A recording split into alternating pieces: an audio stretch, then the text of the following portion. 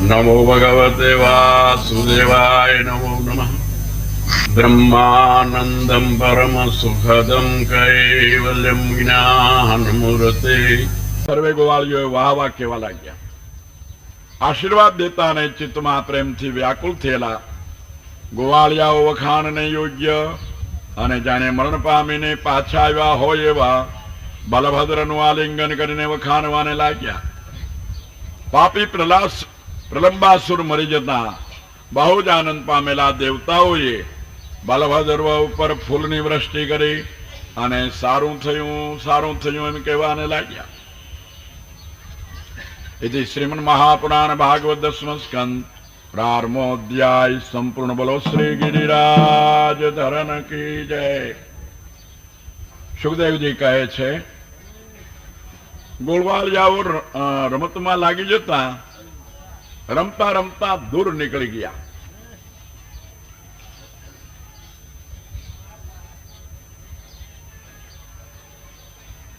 દૂર નીકળી ગયેલને પોતાની ઈચ્છા પ્રમાણે ચરતી ગાયો ખડની લાલચથી ઘાટા વનમાં ચાલી ગઈ કે છે.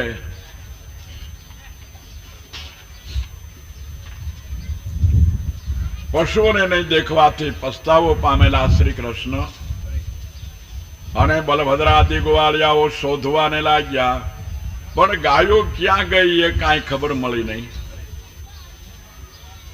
પછી થાકેલા ને તરસ્યા થયેલા ગોવાળિયાઓએ મૂંજના વનમાં ભૂલું પડેલું અને ચીસો નાખતું પોતાની ગાયોનું ધણ મળતા ત્યાંથી તેને પાછું આવ્યું. ભગવાને મેઘનાથ સરખી ગંભીરવાણીથી બોલાવેલી તે ગાયો પોતાના નામના શબ્દ સાંભળીને આનંદથી સામો નાદ કરવાને લાગી. ત્યાં યદચ્છાથી વનમાં રહેનારાઓનો ક્ષય કરનાર વાયુએ વધારેલો અને ભયંકર ઉંબાડિયાઓથી સ્થાવર જંગમોને બાળી નાખતો એક મોટો દાવાનળ ચારે કોરથી સળી ગયો. ચારે કોરથી આવતા એ દાવાનળને જોઈને ગોવાળિયાને ગાયો ભય પામ્યા. પછી જેમ સંસારના ભયથી પીડાયેલા લોકો શરણે જઈને ઈશ્વરની પ્રાર્થના કરે તેમ ગોવાળિયાઓ શરણે જઈ બલભદ્ર સહિત શ્રી કૃષ્ણની પ્રાર્થના કરી. હે કૃષ્ણ, હે મોટા બળવાળા, હે બલભદ્ર, હે અપાર પરાક્રમ વાળા, અમે આપને શરણે આવ્યા છીએ. આ દાવાગ્નિથી અમારો બચાવ કરો, ઉગારો કરો. તમે એક જ અમારા નાથ છો, શરણે આવેલાને ઉગારનાર છો. સુખદેવજી કહે છે, બંધુઓને એ દિનવચન સાંભળીને ભગવાને કહ્યું કે બીઓમાં આંખો વીંચી જાઓ. ઠીક એમ કહીને તે સગડાઓ આંખો વીંચી ગયા અને આંખો વીંચી જતા યોગેશ્વર ભગવાને પોતાના મુખવતે ભયંકર દાવાનળને પી જઈને તેઓને તે કષ્ટમાંથી મુકાવ્યા. હે આપણને જેમ આ આધિ વ્યાધિ ને ઉપાધિ ત્રિવિધના તાપો અંગમાં અહોની સળગી રહ્યા છે, આપણે બીધા બધાય જળા આંટવા પડતા મૂકીને એક ભગવાનને શરણે થઈ જવું તો એ આપણો દાવાનળ પી જવાને માટે શક્તિમાન છે. પણ આપણે આપણું દોડડા પણ મૂકતા નથી. જેમ એક શિયાળિયું, એક સર્પ અને એક સસલું ત્રણ દોસ્તાર હતા. સમજે તે રાતે ગમે ત્યારે એની ખળીએ ભેગું થવું. એક રાતે ભેગા થયા, જેમાં દાવાનળની વાત આવી ને એમ ચારે કોર અગ્નિ લાગી ગયો છે. સસલાએ કીધું કે ભાઈ હું દોથા જેવું પ્રાણી અને આ ભયંકર આગ લાગી રહી છે અને ચારે કોર ફેલાતી જાય છે. હજી આ એક રસ્તો નીકળવાનો છે, ત્યાં આપણે જલ્દી તડબડપાટ નીકળી જાય તો સારું.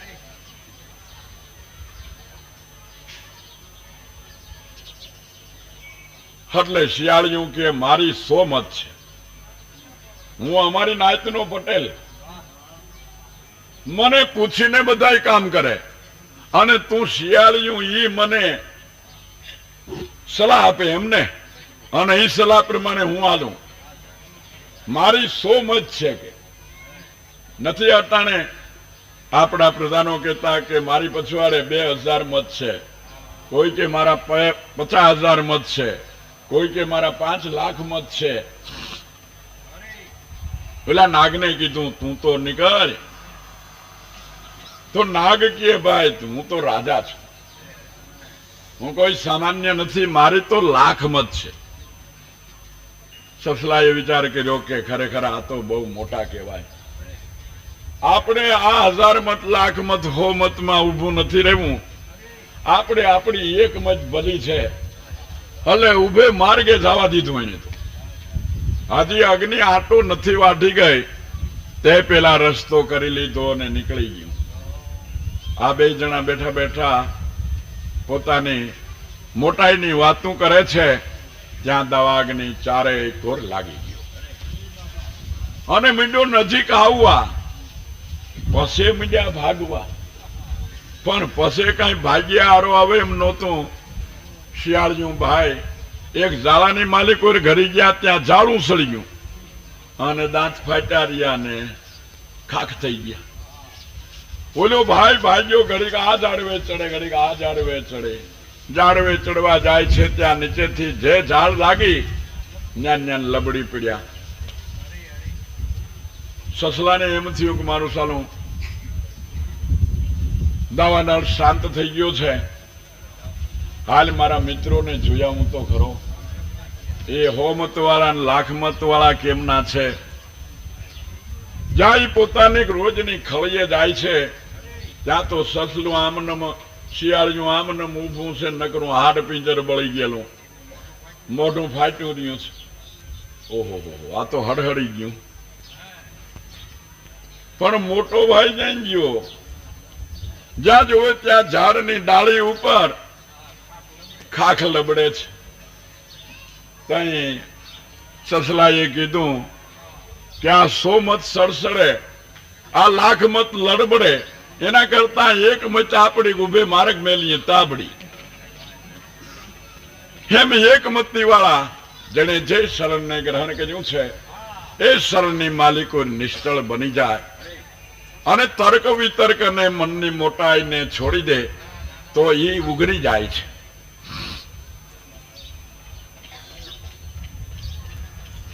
ભગવાન દાવાનળનું પાન કરી ગયા.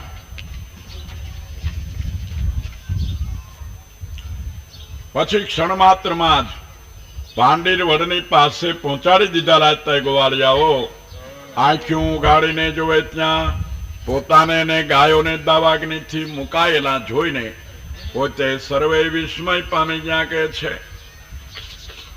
યોગ માયાના પ્રભાવ વાળું તે ભગવાનનું પોતાની દાવાગ્નિથી રક્ષા કરવા રૂપ યોગ બળ જોઈને તે ગોવાળિયાઓ ભગવાનને દેવ માનવા લાગ્યા. એટલે આ આપણા જેવા નકરા ગોવાળિયા નથી હો, આ કાંઈક અદ્ભુત છે. કારણ કે સામાન્ય કોઈ માણસોથી ન થઈ શકે એવું તો આ રમત માત્રમાં કરે છે, માટે આ કાંઈક દેવંગી લાગે છે.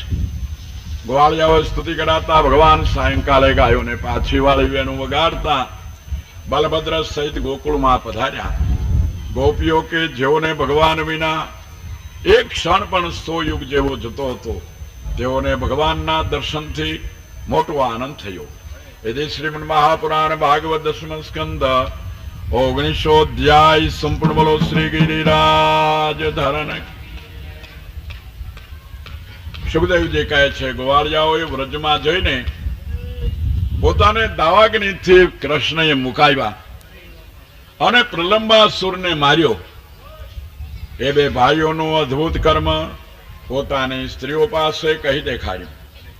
વ્રત ગોવાળિયા અને ગોપીઓ તે વાત સાંભળી વિસ્મય પામ્યા અને ભગવાન તથા બલભદ્ર એ કોઈ વ્રજમાં મોટા દેવ આવ્યા છે એમ માનવાને લાગ્યા.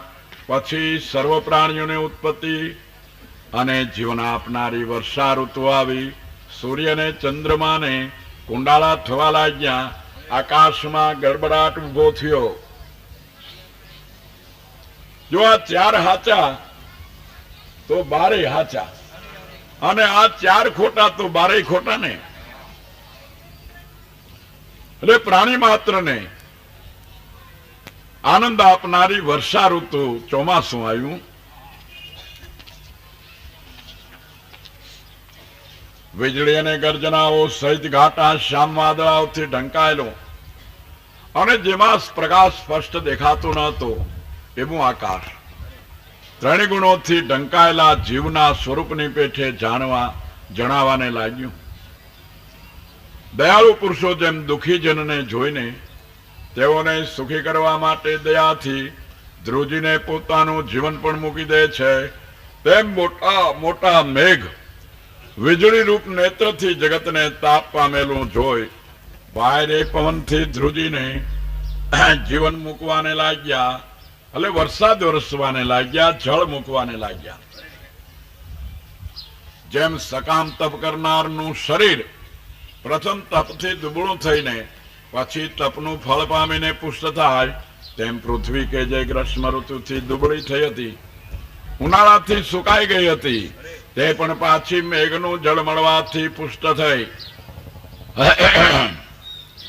રાજાની સેના જેમ અનેક રંગવાળી અને છત્રની છાયાવાળી દેખાય, તેમ પૃથ્વી લીલા ખડને લીધે નીલવર્ણવાળી, ઇન્દ્રગોપ નામના રાતા કીડાઓને લીધે રાતા રંગવાળી, શાલિન્દ્ર એટલે મીંદડાની બળીઓથી છત્રની છાયાવાળી દેખાવાને લાગી. ખેતરો ધાન્યોની સંપત્તિથી ખેડૂતોને આનંદ આપવા લાગ્યા, અને લાભ થવો દેવાધીન છે એમ નહીં જાણી ધાન્યનો ઘણો સંગ્રહ કરી રાખનારા વેપારીઓને સંતાપ દેવાને લાગ્યા. આટલો બધો માલ સંગ્રહી રાખ્યો છે ને હારું વરસ તો બહુ સારું થયું, હવે ભાવ નહીં આવે, આપણે તો કાપીને કાઢવો પડશે.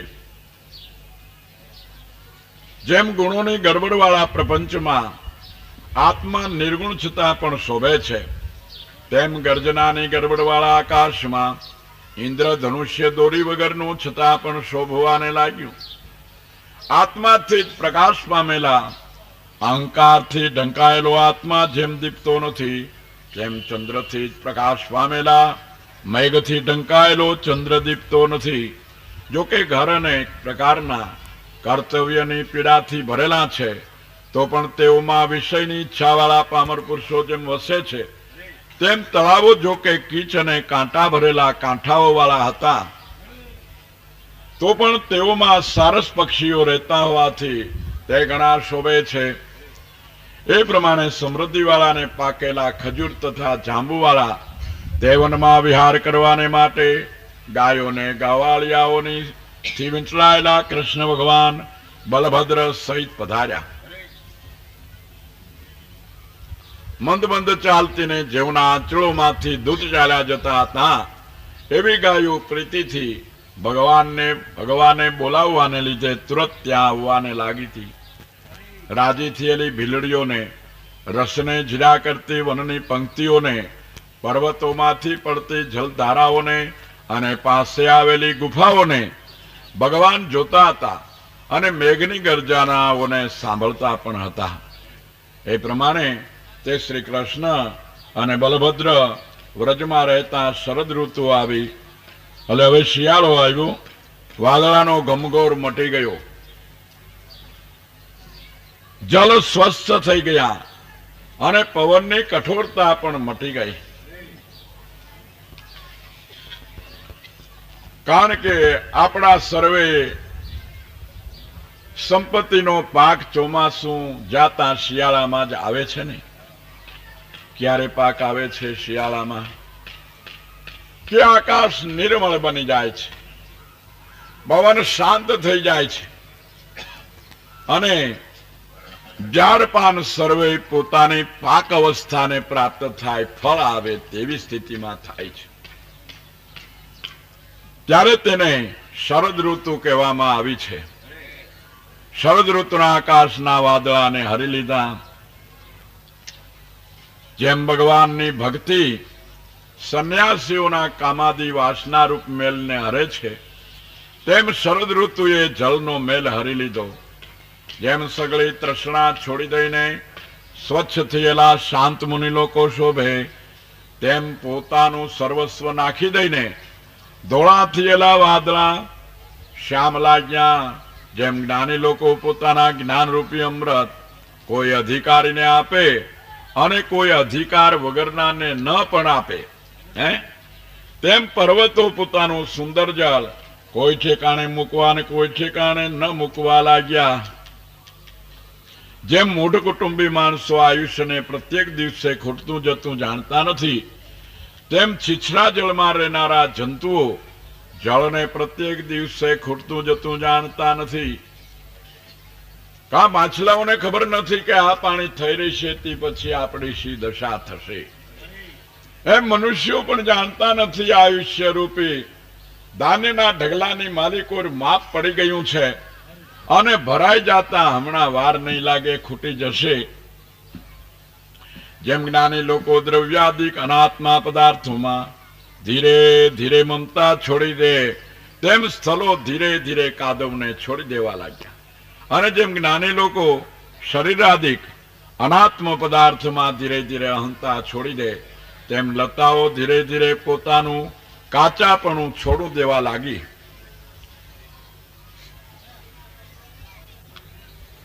ગાયો, મૃગલીઓ, પક્ષીઓને સ્ત્રીઓની પછવારે આ શરદ ઋતુના પ્રભાવને લીધે તેઓની ઈચ્છા વગર પણ તે જાતિના પુરુષો દોડતા હતા. તેથી તેઓ ઈશ્વરના આરાધની ક્રિયાઓ જેમ આરાધન કરનારની ઈચ્છા વગર પણ ફલવાળી થાય, તેમ ગર્ભવતી થતી હતી. ભગવાનની ભક્તિ થકી અનાયાસે પોતાની ઈચ્છાઓને પૂર્ણ કરનાર સંપત્તિઓ તેની પાછળ દોડી આવે છે અને તે સિદ્ધિઓને પામે છે. પાકેલા ધાન્યોની સમૃદ્ધિવાળી પૃથ્વી નગરોમાં અને ગામોમાં નવીન અન્ન ખાવાના વૈદિક યજ્ઞોથી અને ઇન્દ્રિયોને સુખ આપનારા લૌકિક ઉત્સવોથી પણ શોભવા લાગી. અને તેમાં શ્રી કૃષ્ણ બલભદ્રના ફરવાને લીધે તો બહુ શોભતી હતી. ઇતિ શ્રીમદ મહાપુરાણ ભાગવત દશમ સ્કંધ 20મો અધ્યાય સંપૂર્ણ. બોલો શ્રી ગિરિરાજ ધરન કી. હવે સુખદેવજી કહે છે, આવી રીતે વૃંદાવન કે જે શરદ ઋતુને લીધે સ્વચ્છ જળવાળું અને કમળોના સમૂહની સુગંધીવાળા વાયુથી વ્યાપ્ત હતું, તેમાં ગાયોને ગોવાળિયાઓને સાથે ભગવાન પધાર્યા કે છે. ફૂલવાળી વનની પંક્તિઓના મદોન્મદ ભ્રમરો અને પક્ષીઓના ટોળાઓ જેના તળાવ, નદીઓને પર્વતોમાં શબ્દ કરતા હતા, એવા તે વનમાં બલભદ્ર અને ગોવાળિયાઓની સાથે પ્રવેશ કરીને ગાયોને ચારતા ભગવાને વેણુ વગાડ્યો.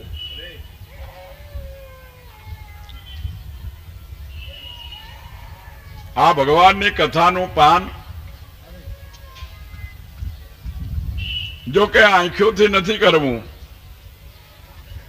કાનથી જ કરવું છે.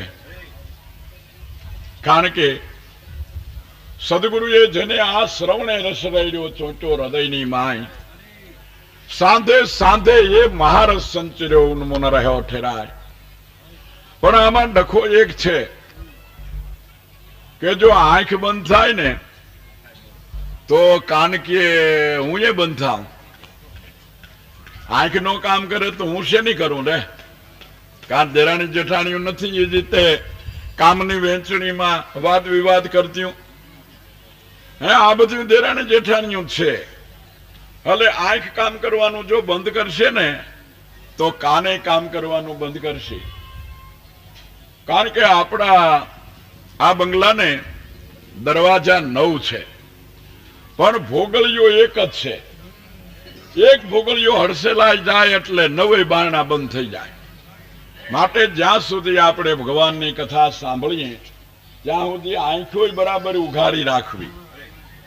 અને એમાંથી જો જોકું આવી જાય તો એને માટેથી તમને ખબર છે બોજભાઈ, એક મોટો હોદ્દો છે એનો. અત્યારે કોઈ જોકા નથી ખાતું એટલે કહેવામાં વાંધો નહીં, નગર કોઈને માઠું લાગી જાય.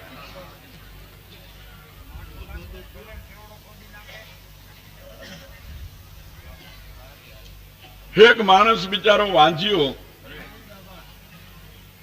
દીકરાને માટે કઈક દેવી દેવતાઓને ખોટા કરી નાખ્યા, કઈક માનતાઓ કરી નાખી, થાકી ગયો, હારી ગયો. પછી એમાં કોઈ મિત્ર એક મળી ગયો, એને કીધું કે ભાઈ આવું કોઈ ઠેકાણું ખરું, પુત્ર પ્રાપ્તિ થાય એવો કાંઈ ઉપાય બતાવો દયા કરીને. કે હા, જમના શાળાનો માનતા કરી. એટલે એને તો કરી માનતા, ભોળે ભાવે માનતા કરીને, માનતા ભલે ભગવાનને કરવું છે. 10મે માસે પુત્ર જન્મ થયો, રાજીના રેડ થઈ ગયો. આહા, આ તો કોઈ મહાન બળિયા દેવ. બધાય દેવની માનતા કરી પણ એકેય ન ફળ્યા. અને આ દેવ તો માનતા કરી લાગી કે દાગી.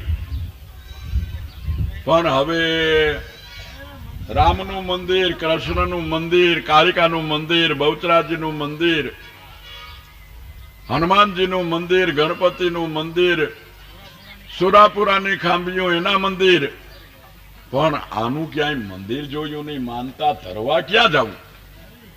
એટલે કોઈએ કીધું કે ભાઈ ગુરુની પાસે જા, જેને માર્ગ બતાવ્યો છે એ તને બતાવશે, એને તો ખબર હોય ને. અલે કયો બાપુ, બહુ મારા ઉપર દયા કરી, મારે ત્યાં પુત્રનો જન્મ થયો, સાચો પ્રતાપ તમારો. આ માનતા ધરવી છે 101 રૂપિયા ઠણાણા ખખડા રાણી શિકાના. હલે હાલો મારે ભેગા, મને મંદિર બતાવો, મારે માનતા ધરવી છે. કે ત્યાં હાલ મારી ભેગો. હવે મોટી કથા એક જમાવટ થઈ ગયેલી, અને બપોર વચ્ચેનો સમય. અટાણમાં તો કોઈ જોકા નો ખાય, 3-4 વાગે વખતે એવું થઈ જાય. એમાં એક ખૂણે ખાંચરે બેસેલ નીરસ, રસવાળો નહીં, નીરસ બેઠેલો ને અને જોકા ખાય. ઓલા માનતા વાળાને લાવીને કે ઝટકટ ઝટકટ ધર અહીં ધર. ઓલા એ તો બિચારો ભોળો ભાવ ને એટલે ખાણા કરતા એની મોઢા ગળે રૂપિયાની ઢગલી કરીને કે હે જમના હાળા, તમારે પ્રતાપે કરીને ત્યાં ઓલ્યો જાગ્યો. એટલે એ કે અહીંયા કામ ધર, મારા તો પણ કથા કરે છે કે બાપુ તમે જમના હાળા છો ને. એટલે જો ભજનની માલિકો, સત્સંગની માલિકો, કઈ કથાની માલિકો જોકે ચડી જાય ને તો આ બિરદ મળી જાય, આ હોદ્દો મળી જાય એવો છે.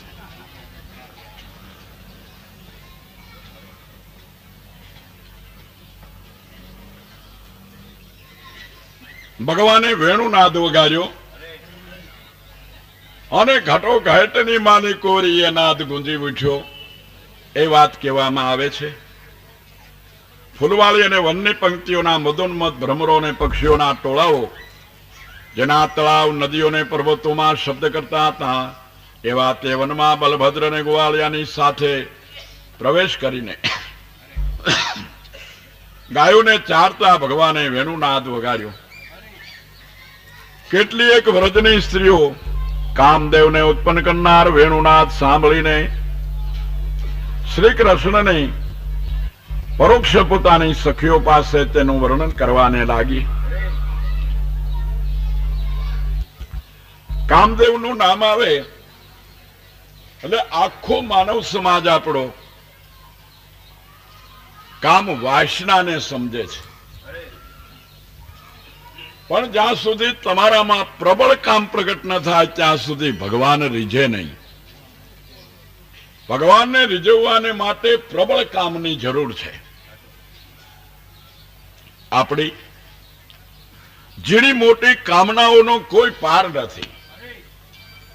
આંખેથી જોવાની હજારો ને લાખો દ્રશ્ય વસ્તુઓ છે, એમાં આપણી ઝીણી ઝીણી કામનાઓ છે. જીભેથી રસની સ્વાદ, પૂરેપૂરે ટંકે ટંકે, ક્ષણે ક્ષણે આ જીભ નવો નવો સ્વાદને ઈચ્છે છે, તે પણ કામના છે. એમ મનની અનંતની અપાર શાખાઓ કામનાઓની છે. પણ જેને હું પ્રબળ કામ કહું છું એ કામ તો ત્યારે જ પ્રગટ થાય કે આ બધી કામનાઓ સંકેલાઈને ભગવાનના સ્વરૂપમાં મળી જાય. એ પ્રબળ કામ જેના હૃદયની માલિકો પ્રગટ થયો છે એને આ ગોપીઓની ઉપમા આવી છે. એ કોઈ કામની વાસનાથી વશ કૃષ્ણને કર્યા કે કૃષ્ણ એને વશ થયા એવી વાત નથી.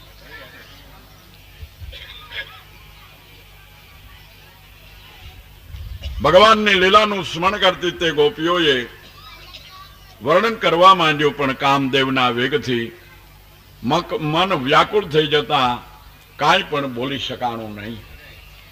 કામનાઓ માત્ર એ કામની માલિકો સમાઈ ગઈ. માલાને ધરણ કરતા નટની પેઠે શોભતા ઉત્તમ શરીર વાળા પોતાના અધરની સુધાથી વેણુના છિદ્રોને પૂરતા અને ગોવાળિયાના સમૂહો જેમની કીર્તિનું ગાયન કરતા હતા એવા ભગવાન પોતાના પગલાના ચિહ્નોથી લોકોને પ્રીતિ આપનારા વૃંદાવનમાં ફરી રહ્યા હતા. હે રાજા, એ પ્રમાણે સર્વ પ્રાણીઓના મનને હરનાર વેણુનાદ સાંભળીને કામાતુર થઈ જતા પણ વર્ણન કરવા લાગેલી સગળી વ્રજાંગનાઓ વર્ણન કરતા કરતા પદે પદે મનથી ભગવાનનું આલિંગન કરતી હતી. પ્રત્યક્ષ સ્વરૂપ મનમોહન આંખો વેચીને પોતાના હૃદયની માલિકો તેનું આલિંગન કરતી હતી. પદે પદે એ સ્વરૂપને વંદન કરતી હતી. સ્નેહ ભરેલા કટાક્ષોને મુક્તિ મુખારવિંદને લોકોએ નિરખી જોયું. તેઓને જ નેત્રનું ફળ મળ્યું. એ વિના નેત્રવાળાઓને પોતાના નેત્રનું બીજું કોઈ ફળ અમે જાણતી નથી. વચમાં વચમાં લગાવી દીધેલા આંબાના કુંપળિયા મોરપીંછ ફૂલના ગુચ્છ ઉત્પલ અને કમલોની માલાઓને લીધે શોભતા નીલ અને પિત્ત વસ્ત્રોથી વિચિત્ર વેશવાળા બળભદ્રને શ્રી કૃષ્ણ કઈ સમયે ગાયન કરતા નાટકશાળામાં ઉત્તમ નટની પેઠે ગોવાળિયાઓની સભામાં બહુ શોભતા હતા. ગોપીઓ કહે છે અરસપરસ કે હે સખી, આ વૃંદાવન સ્વર્ગ કરતા પણ પૃથ્વીની કીર્તિને વધારનાર છે. કેમ કે દેવકીના પુત્રના ચરણારવિંદ ફરવાથી તેને ભારે શોભા મળી છે અને આ વૃંદાવનમાં ભગવાનના વેણુનાદને સાંભળીને તેને મંદગર્જના વાળો નીલમેઘમાની મોર નાચવા મંડી જાય છે અને તે નાચને જોઈને પર્વતના શિખરોમાં બીજા સગળા પ્રાણીઓ પોતપોતાની ક્રિયા છોડી દે છે. આવો આનંદ બીજા કોઈ લોકની માલિકો નથી. બીજા લોકની માલિકો તો કર્મ પ્રમાણે જય ફળ ભોગવીને પાછું વળવાનું છે. કમાઈ કરવાને માટે બીજો કોઈ લોક નથી, મૃત્યુ લોક સિવાય. હે ગોપીઓ, આ આશ્ચર્યની વાત તમે સાંભળો. જેમના રૂપ અને વેશ સ્ત્રીઓને ઉત્સવ આપનાર છે એવા કૃષ્ણને જોઈ તથા તેમણે વગાડેલા વેણુનું વિચિત્ર ગાયન સાંભળીને વિમાનમાં બેસીને જતી દેવાંગનાઓ પોતાના સ્વામીના ખોળામાં બેઠેલી છતાં પણ કામદેવથી વ્યાકુળ થઈને મોહ પામી જાય છે. તેઓના ચોટલામાંથી પુષ્પ ખરી પડે છે. વાછરડા ધાવવા લાગ્યા હોય ત્યાં તેઓને વેણુ ગીત કાને પડવાથી તેવું ઝાવવું છોડી દે છે અને મોઢામાં જે દૂધ આવ્યું હોય તેનો ઘૂંટડો નહીં ઉતારતા એમને એમ રાખી મેલે છે. અને ગાયો પણ દ્રષ્ટિથી મનમાં ભગવાનનું આલિંગન કરવા લાગી જાય છે. મનુષ્ય તો ખરા, પણ પશુઓ પણ એ ગાયનમાં એ વેણુનાદની માલિકો એકાગ્ર બની જાય છે. ગાયો પણ જીવંત પ્રાણી તો ખરા, એનાથી પણ સ્થાવર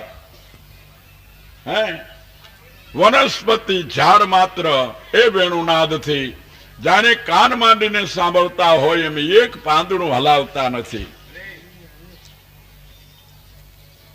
આ વાતને સમર્થન આપે એવું એક કથાને કહું છું, દ્રષ્ટાંત કહું છું કે કાશીનગરની માલિકો એક જગન્નાથ પંડિત થઈ ગયા. બહુ સાદા,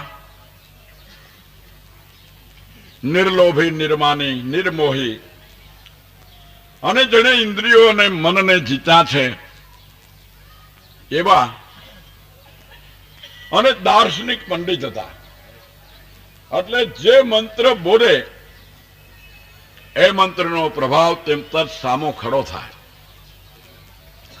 આવડી મોટી વિદ્યા છતાં ખંભે આવું એકાદું પંચિયું નાખ્યું હોય અને આટલી પોતળી વાળી હોય અને કાશીનગરમાં આંટા મારતા હોય છે. સંત સમાગમમાં જાય, મંદિરોમાં જાય, બેઠે ઉઠે, પણ બાળક ભાવથી. ઔરંગઝેબ બાદશાહના વખતની વાત છે. ધર્માંધ બાદશાહ હિન્દુ ધર્મને કલંકિત અને નાશ કરવાને માટે ને મુસલમાન ધર્મ વધારવાને માટે ગામે ગામ તેમણે ગૌ હત્યા ફરજિયાત ચોકની માલિકો કરાવી. કાશીનગરના વિદ્વાનોએ જગન્નાથ પંડિતને કીધું, ભલામણા, તમારી પાસે આટલી મોટી વિદ્યા છે અને તમે આમ આટા માર્યા કરો છો. હિન્દુસ્તાન હિન્દુનો દેશ છે. ગૌ હત્યા થાય અને આપણે જોઈ નહીં. આપણે ધર્મના રક્ષક છીએ. ધર્મને માટે કદાચ બલિદાન આપવું પડે તો એ રીતે આપી દેવા પણ તૈયાર રહેવું જોઈએ. તો એવું તો કઈ નથી. તમારી વિદ્યાના પ્રભાવથી તમે આટલું ન કરી શકો કે મને તો તમે કાંઈ ચીંધો તો હું બ્રાહ્મણોનો દાસ છું, કરી દઉં, એમાં કાંઈ નહીં. કે તો જા બાદશાહ આગળ જાઓ. અને હિન્દુસ્તાનની અંદર ગૌવધ બંધ કરાવી ગયું. આ તો ગયા, ખંભે ખડીયો નાખ્યું, માલિકો લોટો નાખ્યો, દોરી નાખી અને બીજું એક પહેરવાનું પોતીકડું નાખીને ઉપડી ગયા. હાલીને દિલ્હી ગયા. ત્યાં જઈને બાદશાહના મહેલની મોઢાગળ પૂછ્યું કે મારે બાદશાહને મળવું. હા, ચાલ ચાલ કે. કારણ કે હિન્દુ ડ્રેસની માલિકો કોઈ બાદશાહને મળી શકતું નહીં. રોજ બે ચાર જણાને પૂછે પણ પત્તો ખાય નહીં, બીજા દાંત કાઢીને વ્યા જાય. આ બાદશાહને મળો, જા જા. હવે 6 મહિના ગયા. પંડિત કે હારું આમાં તો પત્તો ખાતો નથી, હવે કરવું કેમ? કોક એક બુઢા મુલાને પકડ્યા કે બાપુ મારે ગમે તેમ કરીને બાદશાહને મળવું છે. કે બમન પંડિતજી, આવી રીતે તમે આખી જિંદગી દિલ્હીમાં રહેશો ને તોય તમે બાદશાહને મળી શકશો નહીં. અને તમારી સાથે બાદશાહ કોઈ રીતે વાત તો કરશે જ નહીં. કારણ કે તે કાફિરનું મુખ જોતો નથી. પણ એક રસ્તો તમને બતાવું કે જુમાને દિવસે જુમા મસ્જિદની માલિકોરી આવે છે અને ઊંચ આસને બેસે છે. તો તમે એને ખાલી જોઈ શકો. ત્યાં એની સાથે વાત કરવાની મનાઈ છે. પણ કે 4 આંખ્યું ભેગ્યું થાય તો વાંધો નહીં, તો હું પૂગી જાઉં કે તો ઈ થાય. પણ તમારે મુસલમાની ડ્રેસ પહેરવો પડશે કે એમાંય પણ હરકત નહીં. એને લેંગો સીવડાયું માથે, અસ્કન સીવડાયું માથે, ઓલી તુર્કી ટોપી કાળા પૂછડા વાળી મગાવી અને તૈયાર થઈને ગયા. સૌની પહેલા જઈ અને મસ્જિદના આગે ખૂણામાં બેસી ગયા. ત્યાં આખી સભા ભરાઈ ગઈ. બાદશાહ આવ્યા. આવીને ઊંચા આસને બેઠા અને મૌલવી ભાંગ પોકારવાને માટે મિનારે ચડ્યો. એટલે જગન્નાથ પંડિત બેઠા બેઠા આમ કરે. ઓલી માથે સમરી હલે. જોતા જોતા બાદશાહની નજર પડી ગઈ. मुला बांग पुकारी ने नीचे उतरो ने बादशाह कीधु के वो आदमी कौन है उसको बुलाओ. એને બોલાવ્યો. बादशाह के तुम कौन हो? એટલે બે ધડક કે મેં બમન હું. ત્યાં તો બધા મુલા ને કાઝી ને ઉભા થઈ ગયા મારવા. बादशाह के थिर रो, ऐसे मत करो. देखो कि तुम सिर क्यों झुकाते थी? बांग पुकाराती तू ना केम मारतो तो? कि बादशाह बांग खोटी पुकाराती थी. त्या तो सनाटो बोली गयो. खोटी कहेवाय? बादशाहनी समक्ष आंगળી ફાડ સત્તા છે ની અને એની હદમાં ત્યાં વળી પાંચ પછી ઉભા થઈ ગયા. બાદશાહ કે નહીં ભાઈ તમે બેસો. બાદશાહ જાણતો હતો કે આટલી બધી નિર્ભયતાથી આવડા મોટા આપણા સમાજની માલિકોને મારી સમક્ષ જે માણસ બે ધડક આ પ્રમાણે જરાય ડર વિના બોલે છે તો એનામાં કંઈ હશે દોષ તો ક્યાં જવાનો છે? અને નહીતર આપણે જોઈ છીએ. એટલે બાદશાહ કે તો સાચી બાંગ કેવી હોય? કે બાપુ સાચી બાંગ એવી હોય કે બાંગ પુકારાય એટલે વીણાનાદની ઘોડે યમુનાજીનું જળ ઊભું રહી જાય. માતા બાળકને ધવડાવતી હોય ને ભૂખ્યું બાળક હોય છતાં સ્તન છોડીને સામે ધ્યાન લગાવી દે. વાછરણું ગાયને ધાવતું હોય એ ધાવતું બંધ થાય ને જ્યાં સુધી બાંગ પુકારાય ત્યાં સુધી તેની સામે મીટ માંડી રહે. બાદશાહ કે એવી બાંગ કોણ પોકારે? કે मैं पुकारता हूं. तू ब्राह्मण? क्या मैं ब्राह्मण? પછી બાદશાહે તેમને આમ તો નજર કેદ રાખ્યા પણ મુખ્ય મહેમાન તરીકે 8 દિવસ સાચવ્યા. આખા શહેરની માલિકો તો ઠીક પણ આખા દેશની માલિકો આ વાત ઘેર ઘેર પહોંચી ગઈ. હિન્દુ અને મુસલમાન સામા જુમાને દિવસે જુમા મસ્જિદની માલિકો દિલ્હીની માલિકો મોટો હિન્દુ મુસલમાનનો મેળાવડો થઈ ગયો. તમાશો જોવા નહીં. બાદશાહની સાથે ઘોડાગાડીમાં જગન્નાથ પંડિત આવ્યા.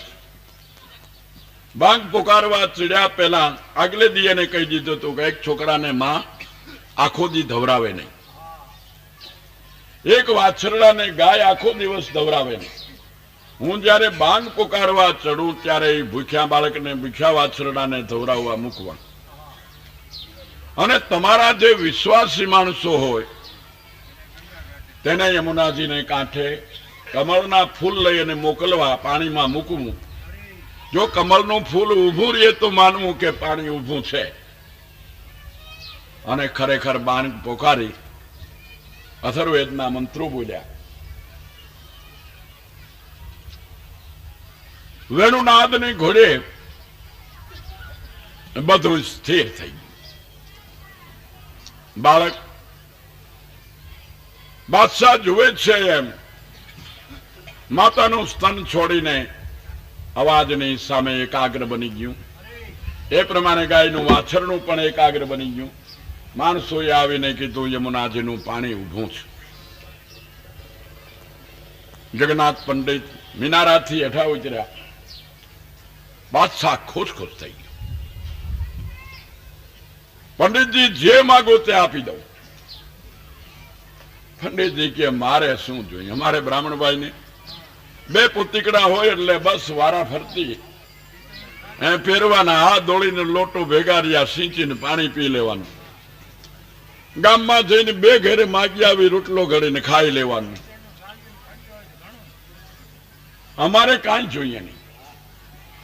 જો તમે પ્રસન્ન થયા હો અને તમારું વચન હોય ને આપવા ઈચ્છતા હો તો હું એટલું માગું છું કે આપણો દેશ હિન્દુસ્તાન છે, હિન્દુનો દેશ છે, હિન્દુનો ધર્મ છે. બીજા બધા પરદેશી પ્રજાઓ છે. આપ જે ગૌવધ કરાવો છો એનાથી લોક લાગણી બહુ દુભાઈ છે. જો તમે મારા ઉપર પ્રસન્ન થયા હો તો અત્યારેથી હિન્દુસ્તાનની અંદર ગૌવધ બંધ થઈ જવો જોઈએ. કે જાઓ પંડિત, આજથી હિન્દુસ્તાનની અંદર ગૌવધ બંધ. ગામે ગામ ઢંઢેરા પીટાઈ ગયા, ગૌવધ બંધ થઈ ગયો. કાશીનગરની માલિકોને ખબર પડી ગઈ કે જગન્નાથ પંડિતનો ડંકો વાગી ગયો. તે પછી બાદશાહે સાચે સ્વરૂપે એને દિલથી પછી મહેમાન તરીકે રાખ્યા. પણ બન્યું કેવું કે આ કૃત્યથી બાદશાહની શાહજાદીને જગન્નાથ પંડિતને વરવાનું મન થયું. એને વેન લીધું. માને કીધું, માએ કીધું બેટા એ ન બને, બ્રાહ્મણની આપણે હત્યા કર્યા બરોબર થઈ જાય, એનું બિચારાનું એકના બે જીવન થઈ જાય. અને દગો કર્યો કેવાય. બીજી તું ગમે કે બાકી એ નહીં. 8 દિવસ ખાધું પીધું નહીં. બાદશાહને ખબર પડી. બાદશાહને શાહજાદીની વાતની ખબર પડતા એ અફસોસ કર્યો. દીકરીને સમજાવી પણ એકની બે ન થઈ. પંડિતજીને બોલાવીને કીધું ભાઈ આમાં અમારો દોષ નથી, પણ તમારો આ મઝહબ, આ ધર્મ, આ તમારું જ્ઞાન, આ જોઈને શાહજાદીને તમને વરવાની ઈચ્છા છે. હવે એને મરવા નહીં દેવાય, અને મરવા દઈશો તો સ્ત્રી હત્યાનું પાપ તમને છે. માટે તમે કયો ઈ સગવડ તમને આપું. હું બાદશાહ છું. તમારી એક વટલાવેલી બ્રાહ્મણમાંથી મુસલમાન બનાવેલી એવી વચલી એક નાચ બનાવી દઉં, 100, 200, 500 ઘરની. પણ તમે આ અંગીકાર કરો, રાજ્ય આપું. જગન્નાથ પંડિતે જાણ્યું કે મારું હવે જે થામું એ થાય. પણ આ કર્યા વિના છૂટકો નથી. લઈને અંગીકાર કર્યું. અમુક શરતો એની અંદર રાખી કે આ રીતે તમારી શાહજાદીએ વર્તવું જોઈએ મારી સાથે, તો હું ગ્રસ્તાશ્રમ કરવાને તૈયાર છું. એ પ્રમાણે બધું કબૂલ કર્યું. પણ આખો એક પરગણું આપી દીધું, રાજા બનાવી દીધા. એ જાતની બધી સંપત્તિઓ આપી દીધી અને વટલાવવાનું કીધું. જગન્નાથ પંડિતે ના પાડે કે મને કઈ જરૂર નથી. પણ કાશીમાં ખબર પડી કે જગન્નાથ પંડિત તો વટલાઈ ગયા, મુસલમાન થઈ ગયા, શાહજાદીને પરણ્યા. હવે એને બિચારા નાતને ઉગાડી કે જો બાદશાહને એમ કહું કે મારી નાતમાંથી જ આવા 500 ઘર બનાવી દો તો 500 બનાવી દઈએ. પણ એને જાણ્યું કે હું મારી વિદ્યાના બળથી ગમે તેમ મારો ઉદ્ધાર કરી લઈશ, પણ નાત ડૂબી જાય એના કરતા હું એકલો જ માથે ઉઠી લઉં. 3 વર્ષે શાહજાદીને કીધું કે ચાલ ને મારા વતનમાં જવાની હવે મને બહુ ઈચ્છા થઈ છે, જન્મભૂમિમાં જાઉં છું. મારું ઘર-બાર છે, સંપત્તિ છે, રાજ રચેલું છે, 5 દિવસ આપણે ત્યાં રોકાઈશું. બધી સારા એવા માલ સામાન સાથે પોતે આવ્યા. આવતા જ નાતે બહિષ્કાર કર્યો કે કોઈ પણ જગન્નાથ પંડિતની સામે વાત પણ કરવી નહીં, તેને અડવું નહીં, એની હારે રામ રામ કરવા નહીં. જે કોઈ એવો વર્તાવ કરશે તેને નાચ બહાર મૂકવામાં આવશે. વ્યવહાર તો ક્યાં રહ્યો, બોલવાનું બંધ. પણ જગન્નાથ પંડિત તો જાણતા હતા કે બ્રાહ્મણની નાચ ભલે ગમે તેટલી મકમ હોય, પણ એના મકમ કિલ્લાની માલિકો ફાંડું પાડી દેવું હોય તો જરાક હાથ મોકળો રાખવો જોઈએ, પ્રલોભન દેવું જોઈએ. એટલે શાહજાદીને કીધું કે મોકળે હાથે દાન મંડો કરવા. એટલે નાના નાના બાળકો આવવા માંડ્યા. તે એક ગુણી બદામની રાખે, કાજુની રાખે, ખજૂરની રાખે, સાકરની રાખે. જે છોકરા આવે ને ખોબલે ને ધોબલે દીએ. એમ કરતા નાનાથી મોટા મીડિયા આવવા. તો એને એના પ્રમાણમાં એના કરતા છાનમુનિયું બાયું મંડિયું બ્રાહ્મણ્યું આવવા, એને કોઈને સાડીને, કોઈને પોલકું, કોઈને રોકડા, એમ કરતા કરતા જગન્નાથ પંડિતે વિનંતી કરી નાથને કે તમે જે કંઈ મારે માટે નિર્ણય કરો પ્રાયશ્ચિતનું, એ પ્રાયશ્ચિત હું જરૂર કરીશ, પણ મને દયા કરી અને નાથ માલ્યો. ને મારી વાત એક વખત તમે સાંભળો. એટલે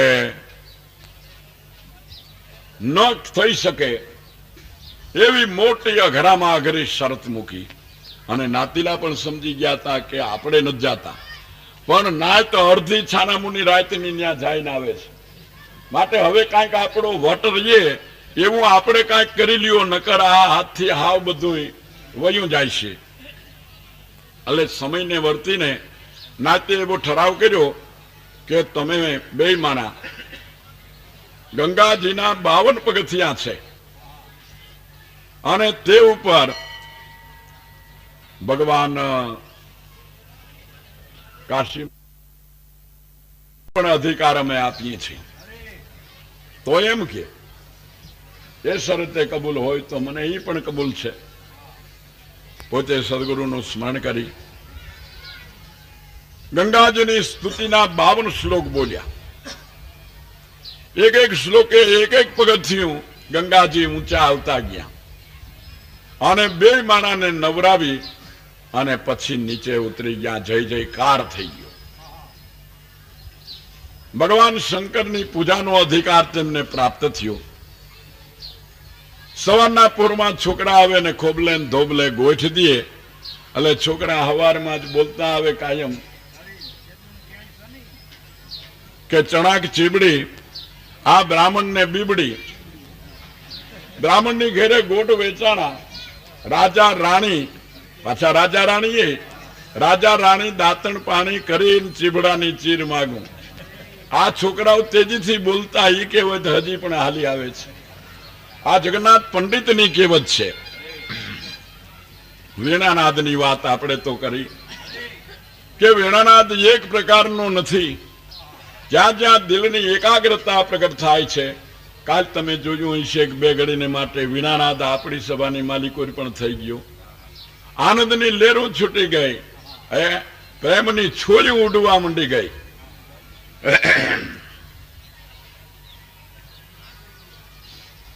સુખદેવજી કહે છે આ પ્રમાણે વૃંદાવનમાં ફરનારા ભગવાનની ક્રીડાઓનું પરસ્પરની પાસે વર્ણન કરતી ગોપીઓ ભગવાનમય થઈ ગઈ છે. એથી શ્રીમદ મહાપુરાણ ભાગવત 10મ સ્કંદ વેણુગીત નામનો 21ો અધ્યાય સંપૂર્ણ. બોલો શ્રી ગિરિરાજ ધરન કી જય. સુખદેવજી કહે છે નંદરાયના વ્રજની કુમારિકાઓ ભવિષ્ય જમવાનો નિયમ રાખીને જગદંબાનું પૂજન વ્રત કરતી હતી. હે રાજા, યમુનાજીના જળમાં નાઈને સૂર્ય ઉગ્યા પછી વેળુની મૂર્તિ કરીને સુગંધી ચંદન ફૂલ પુષ્પ ધૂપદીપ અનેક પ્રકારના નૈવેદ્યો કુંપળિયા ફલ ચોખાથી જગદંબાનું પૂજન કરતી હતી. પ્રત્યેક આ મંત્રોનો જાપ કરતી કુમારિકાઓ પૂજા કરતી હતી. આ પ્રમાણે જેઓના ચિત્ત ભગવાનમાં લાગી રહ્યા હતા એવી કુમારિકાઓ 1 મહિનાનું વ્રત કર્યું. નંદરાયના કુમારા અમારા પતિ થજો એવી ઈચ્છાથી દેવીનું પૂજન કરતી હતી. એકબીજીઓને નામથી બોલાવી સવારમાં ઉઠી એકબીજોના હાથ જાળીને ઊંચા સ્વરથી ભગવાનનું ગાયન કરતી કરતી પ્રત્યેક દિવસે યમુનાજીના નહાવાને માટે જતી હતી. કોઈ દિવસે યમુનાજીમાં આવી પ્રથમની પેઠે પોતાના લુગડા કાંઠે મૂકી ભગવાનનું ગાયન કરતા કરતા આનંદથી જળમાં વિહાર કરતી હતી. ત્યાં યોગેશ્વરના ઈશ્વર શ્રી કૃષ્ણ ભગવાન તે વાતને જાણી તેઓનું વ્રતનું ફળ દેવા માટે મિત્રોની સાથે પધારી તેઓના લુગડા લઈ તુરત કંદમના ઝાડ ઉપર ચડી જાય હસવા લાગ્યા. તેમની સાથેના બાળકો પણ હસવા લાગ્યા. પછી ભગવાને કુમારિકાઓને હાસ્યનું વચન કહ્યું કે હે સ્ત્રીઓ, અહીંયા આવીને ભલે પોતપોતાના લુગડા ઓળખીને લઈ જાઓ. સુખદેવજી કહે છે પ્રમાણે ભગવાને હાંસી કરેલી જોઈને બહુ જ શર્મમાં ડૂબેલી એક બીજીઓ સામું જોઈને હસી પડેલી ગોપીઓ લાજને લીધે બહાર નીકળી નહીં, ભગવાનના વચન સાંભળી હાસ્ય વચન પામેલી અને ટાઢા જળમાં કંઠ સુધી ડૂબવાને લીધે ધ્રુજતી એ ગોપીઓએ ભગવાનને કહ્યું કે હે કૃષ્ણ, હે ઈશ્વર, હે નંદના પ્યારા પુત્ર, વ્રજમાં તમે સરસ છો એમ અમે જાણીએ છીએ, પણ અમે ધ્રુજીએ છીએ માટે અમારા વસ્ત્ર આપો. હે શ્યામ સુંદર, અમે તમારી દાસીઓ છીએ, જેમ કહેશો તેમ કરશું. હે ધર્મને જાણનાર, વસ્ત્ર નહીં આપો તો અમે રાજાને કહી દેશું. ત્યારે ભગવાન કહે છે કે વ્રતનું દાન કર્યા છતાં તમે નગ્ન થઈને જલમાં નાય, એ દેવનો, વરુણ દેવનો તમે અપરાધ કર્યો છે. માટે એ અપરાધને ટાળવા સારું માથા ઉપર હાથ જોડી નીચે પ્રમાણે પ્રણામ કરીને લુગડા લઈ જાઓ. સુખદેવજી કહે છે એ પ્રમાણે વ્રતનો ભંગ કરનાર છે માની તે વ્રતને પૂર્ણ કરવાની ઈચ્છાથી ગોપીઓ સર્વે કર્મના ફળરૂપ ભગવાનને પગે લાગી. દેવકીના પુત્ર દયાળુ ભગવાને તે ગોપીઓને એ પ્રમાણે નમેલી જોઈ, તેથી પ્રસન્ન થઈ તેમને વસ્ત્રો આપ્યા. કહે છે પોતપોતાના વસ્ત્ર પહેરી પ્રિયના સમાગમે અવશ્ય કરેલી ને લાજના વિલાસ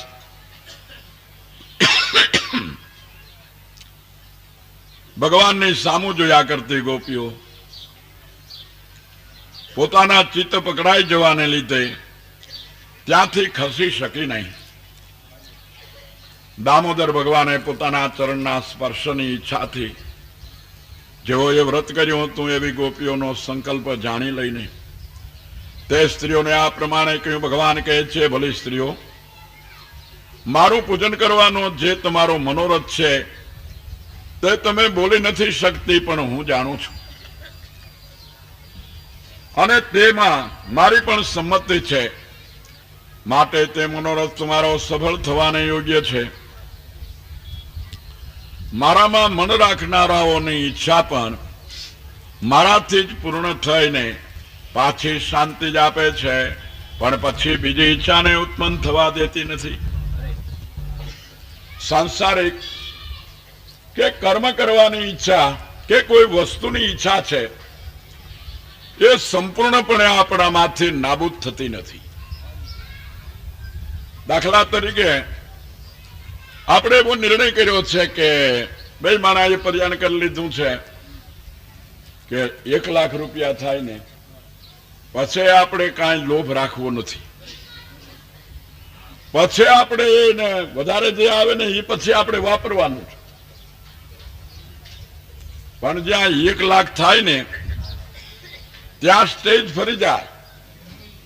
ત્યાં એમ થાય કે 1 લાખમાં શું અટાણે 1 લાખ તો જે આપણું આ સામાન્ય ઘર છે ને ભાઈ નડિયાવાળું, એ અટાણે 1 લાખનું મગાય. એક ઝૂંપડી લેવા જાય તો અટાણે 50,000 રૂપિયા થાય. 1 લાખની શી કિંમત છે?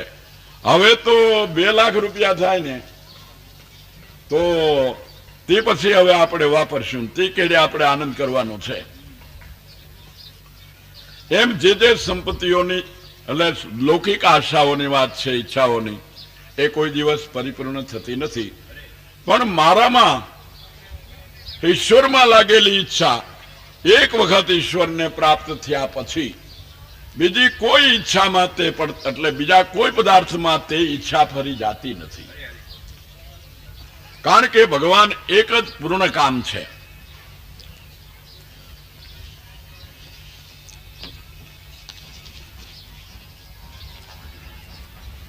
સુખદેવજી કહે છે પ્રમાણે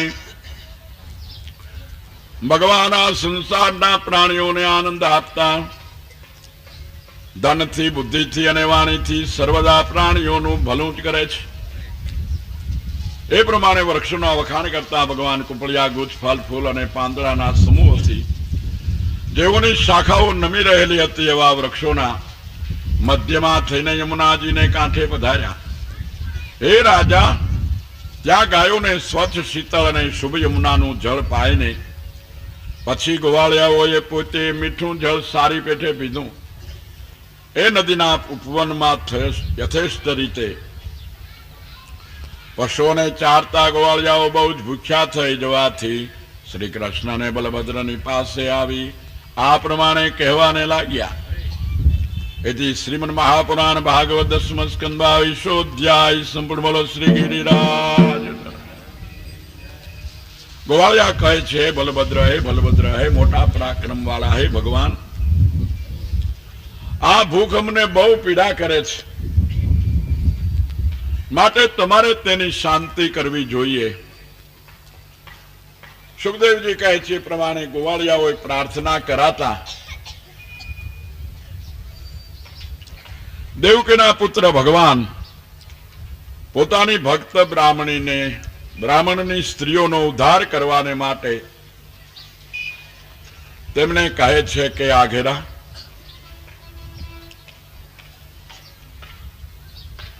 અંગિરસ નામનું સત્ર આરંભીને બ્રાહ્મણો યજ્ઞ કરે છે, ત્યાં તમે જાઓ ને મારું નામ લેજો અને તમને જરૂર એ અન્ન આપશે.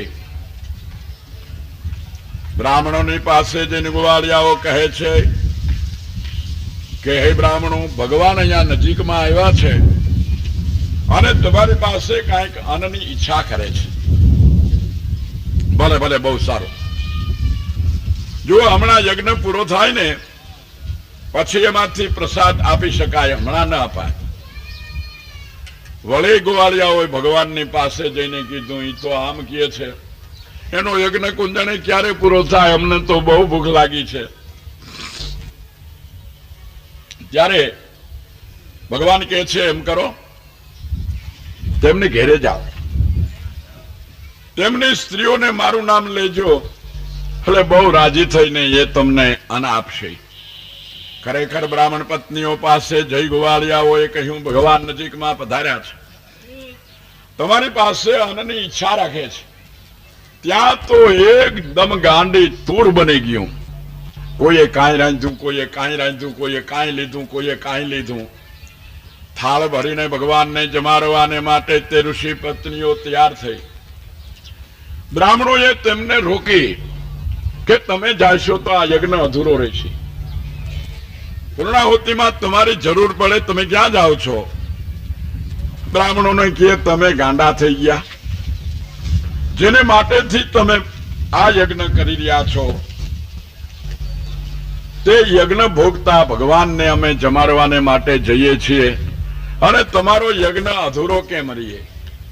પણ કર્મના જીવા મર્મ ન સમજે, શુદ્ધ સમજ્યા વિના શાંતિ ના આવે. કાહે ગરીબ સદગુરુને સેવો અણછતાં દુઃખનો અંત આવે.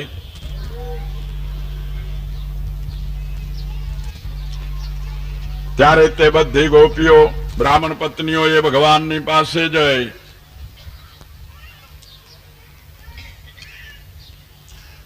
ભગવાનને અનન્ય પ્રેમથી ગોવાળિયાઓની સાથે જમાડ્યા.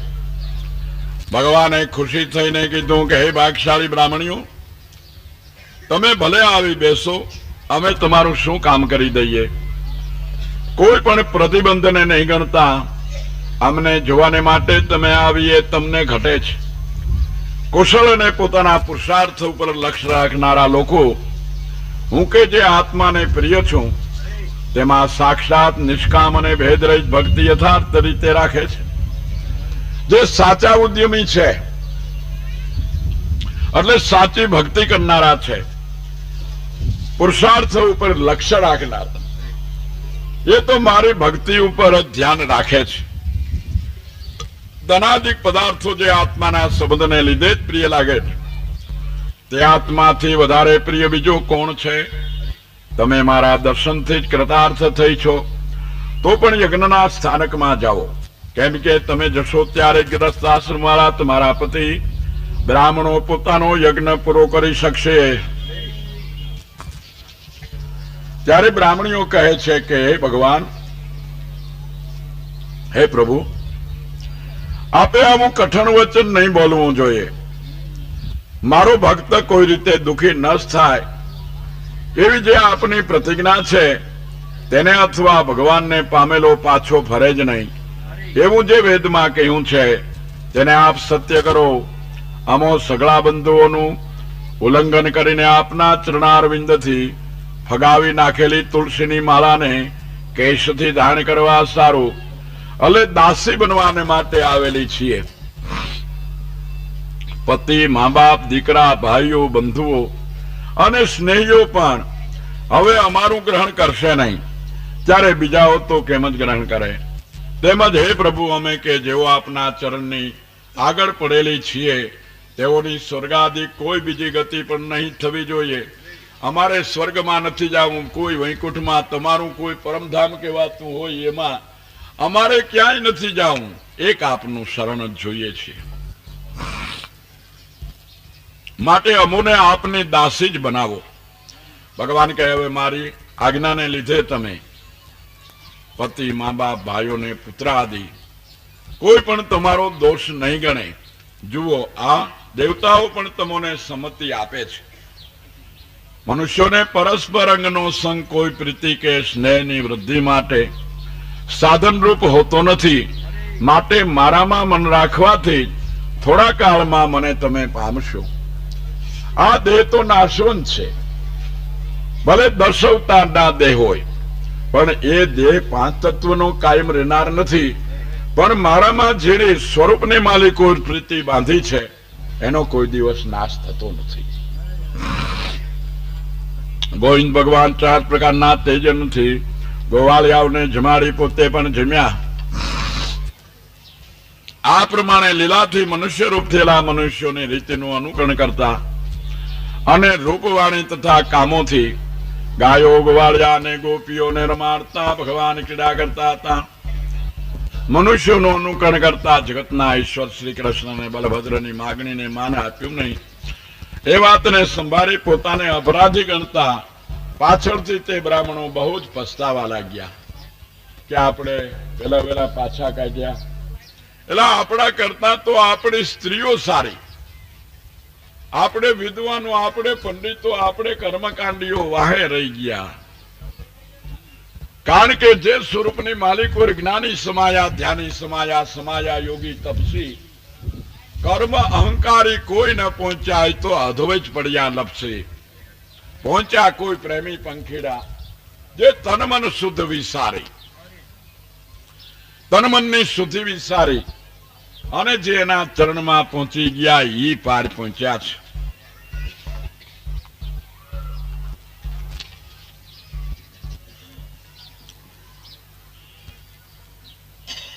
સુખદેવજી કહે છે, પછી બલભદ્રની સાથે વ્રજમાં રહેતા ભગવાને એક દિવસે ગોવાળિયાઓને યજ્ઞ કરવાનો ઉદ્યમ કરતા જોયા.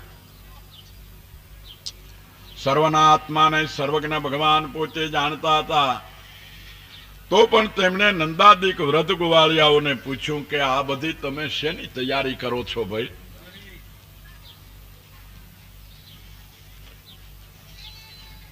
ધામધૂમ કરવા લાગ્યા છો તે મને કાંઈક વાત તો કરો.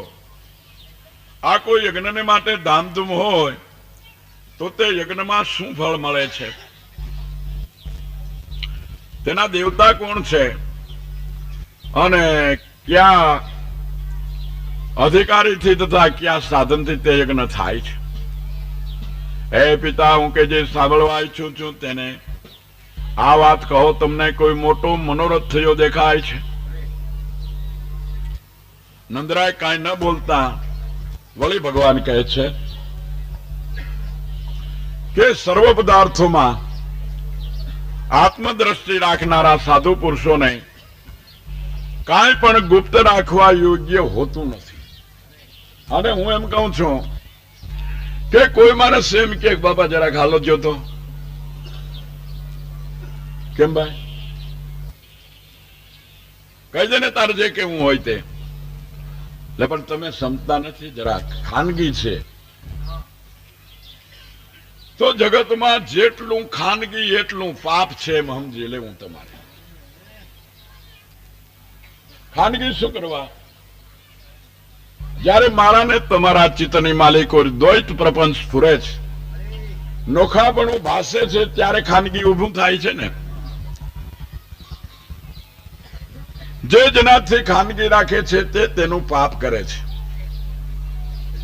જગતમાં જો સર્વગત મારો નાથ બિરાજે છે તો ખાનગી કોનાથી અને શા માટે? જ્યારે નંદરાય કહે છે કે ભાઈ ઇન્દ્ર મહારાજા મેઘરૂપ છે, કેમ કે મેઘ એ તેમની પ્રિય મૂર્તિઓ છે. મેઘ પ્રાણીઓની તૃપ્તિ અને જીવન આપનાર જળને વર્ષે છે. માટે હે પુત્ર, તે મેઘોના સ્વામી મહાસમર્થ ઇન્દ્ર મહારાજનું અમે તથા બીજા માણસો પણ વૃષ્ટિના જળથી સિદ્ધ થયેલા પદાર્થો વડે પૂજન કરે છે. અને પૂજન કરતા જે વધે તેથી ધર્માર્થ અને કામની સિદ્ધિને માટે પોતાની આજીવિકા કલ્પે છે. એકલા ખેડાદી પુરુષાર્થોથી કંઈ થતું નથી, કેમ કે પુરુષોના પુરુષાર્થનું ફળ આપનાર મેઘ જ છે. આપણે ખેડ કરી રાખીએ, સારામાં સારી ખેડ કરીએ, માલિકો ખાતર પૂરી રાખીએ, પણ ભગવાનનો વરસાદ ન આવે તો આપણો પુરુષાર્થ જેમ નિષ્ફળ જાય છે. આ પ્રમાણે ધર્મ લોકોની જૂની પરંપરા ચાલ્યો આવે છે. તેને કામથી, લોભથી, ભયથી કે દ્વેષથી જે માણસ છોડી દે તેનું કલ્યાણ થાય નહીં.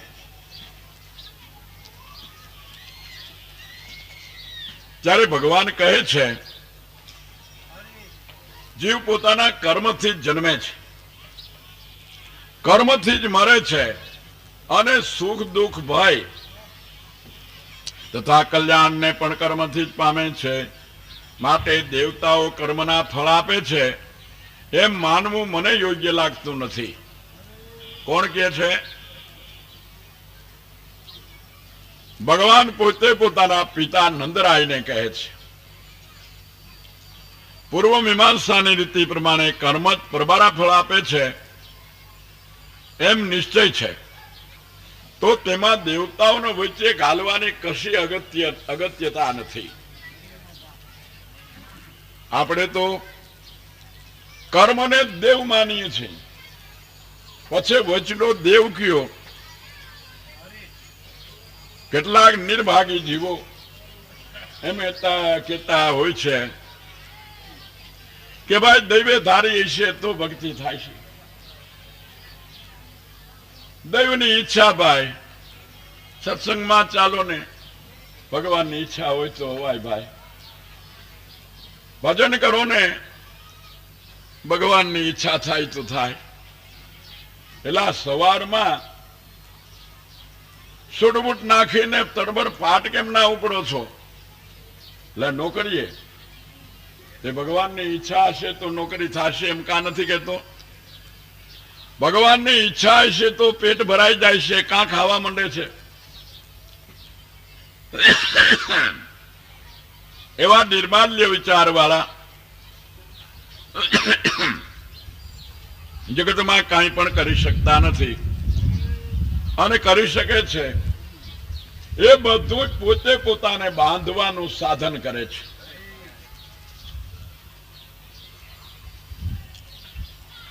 પૂર્વ સંસ્કાર પ્રમાણે થતું કર્મ સર્વનું કારણ છે. માટે કર્મને જ પૂજવું જોઈએ. જેવ કર્મથી ઊંચા નીચા દેહ પામીને પાછા કર્મથી તેઓને છોડી દે છે. કર્મ શત્રુ, મિત્ર, ઉદાસીન, ગુરુ અને ઈશ્વર છે. માટે પૂર્વ સંસ્કારને આધીન રહીને કર્મ કરનારાએ પોતાના કર્મનું જ પૂજન કરવું જોઈએ. માટે આપણે દેવતાઓના નામ લઈને પદાર્થોને હોમવા એ જ કર્મ છે. માટે દેવતાઓ વિના કર્મની સિદ્ધિ કેમ થશે એમ તમારા મનમાં હોય તો પણ તે દેવતાઓ કર્મના અંગભૂત ઠરે છે, પણ મુખ્ય તો કોઈ રીતે ઠરતા નથી. ઈશ્વરને કર્મના ફળ આપનાર સમજવામાં પણ ઉપર પ્રમાણે તેને કર્મના અંગ પણ આવે છે. વાસ્તવિક વિચાર કરો તો જેની જેથી આજીવિકા અનાયાસે ચાલે તે જ તેનો દેવતા કહેવાય છે. दया धर्म को मूल है, पाप मूल अभिमान. तुलसी दया न छोड़िए जब लगी घट में प्राण.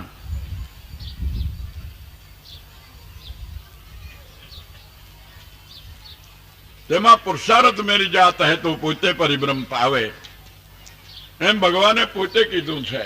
એ પુરુષાર્થ એ તમારો દેવ છે કે માટે ઇન્દ્રના યજ્ઞ કરવાની કાંઈ જરૂર નથી. આપણો યજ્ઞ ગાયો છે, પશુધન છે, એ આ પર્વત છે, એ આપણી આજીવિકાનું સાધન છે ને એ આપણને મોટી આજીવિકા આપીને જીવતા રાખે છે. તો આપણે એનો યજ્ઞ કરવો જોઈએ. એનો યજ્ઞ કેમ કરવો?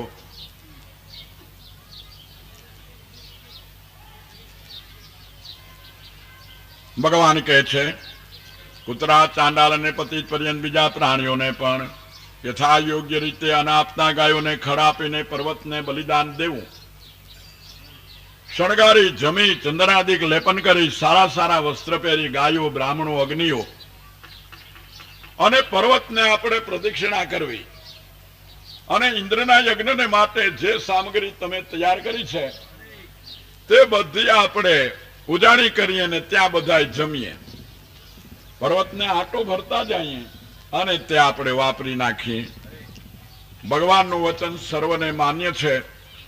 તેવા નંદરાય અને ગોવાળિયાઓએ ભગવાનની તે વાતનું નક્કી કર્યું.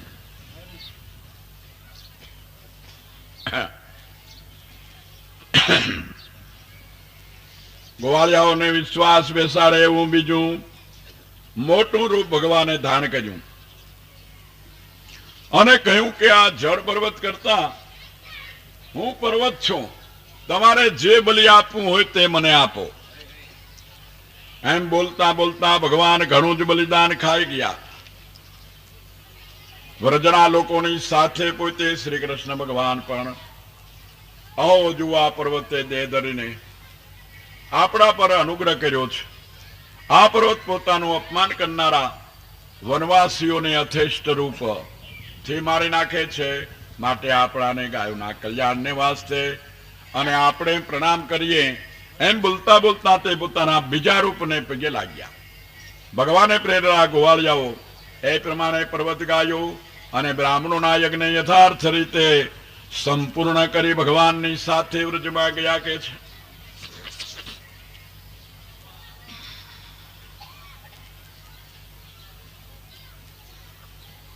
હે રાજા, તે સમયમાં ઇન્દ્રે પોતાની પૂજાનો ભંગ થયો જાણી નંદાદિક ગોવાળિયો કે જેઓના સ્વામી શ્રી કૃષ્ણ છે તેઓના ઉપર મહાન કોપ કર્યો. કોપ પામેલા ઇન્દ્રે પ્રલય કરનારા મેઘના સામંતક નામના ગણને વ્રજ ઉપર વરસાવવાની આજ્ઞા કરી અને હું જ ઈશ્વર છું એવા અભિમાનથી કહ્યું કે અહો વગડામાં રહેનારા ગોવાળિયાઓ કે જેઓ મરી જનારા છે, કૃષ્ણનો આશ્રય લઈ દેવનું અપમાન કર્યું, તેઓને લક્ષ્મીનું કેવું અભિમાન આવ્યું છે તે તો જુઓ. બ્રહ્મ વિદ્યાનો ત્યાગ કરી માત્ર નામના વાહન જેવા આદ્રઢ અને ક્રિયાથી થાય એવા યજ્ઞોથી જેમ સંસાર સમુદ્રને તરી જવાની ઈચ્છા કરે તેમ કૃષ્ણ કે જે બહુ બકનાર છે, હજી બાળક છે, પોતાને પંડિત માનનાર છે, નમ્રતા વગરનો છે અને મનુષ્ય છે, તેનો આશ્રય ગોવાળિયાઓએ મારું અપ્રિય કર્યું છે. લક્ષ્મીથી છકી ગયેલા, અક્કડ થઈ ગયેલા અને પશુઓનો ક્ષય કરી નાખવો છે. હું પણ ઐરાવત હાથી ઉપર બેસી ભારે બળવાળા દેવતાઓના સૈન્યોની સાથે મારી પછવાડે નંદના વ્રજનો નાશ કરવાને માટે આવું છું. મેઘને એ પ્રમાણે આજ્ઞા આપી ઇન્દ્ર રાજા પણ પછવાડે આવ્યો. સુખદેવી એ પ્રમાણે ઇન્દ્રે આજ્ઞા કરતા બંધનમાંથી છૂટેલા મેઘ ભારે બળથી ધારાઓ નાખી નંદરાયના ગોકુળને પીડવાને લાગ્યા. વીજળીઓ ઝબકવાને લાગી, કડાકાઓને ગર્જના થવા લાગી, તીવ્ર પવનોથી જબાટા પડવા લાગ્યા, વરસાદ અનંત વરસવાને લાગ્યો. એકદમ ધ્રુજતા અને વરસાદથી પીડાયેલા વ્રજવાસીઓ ભગવાનને શરણે આવ્યા. હે કૃષ્ણ, હે કૃષ્ણ, હે મોટા ભાગશાળી, હે પ્રભુ ભક્તવત્સલ, આપે કોપ પામેલા ઇન્દ્રથી અમારી રક્ષા કરવી જોઈએ. અમે યજ્ઞનો ભંગ કરતા અમારો નાશ કરવાને માટે ઇન્દ્ર આ ઋતુ વગરનો ઘણા પવનની સાથે વરસાદ વરસાવી રહ્યો છે. મદરૂપી અંધારાને હરી લઈશ. ભગવાને કહ્યું કે તમે ડરો માં, હું હમણાં જ તેનું અભિમાન ઉતારું છું.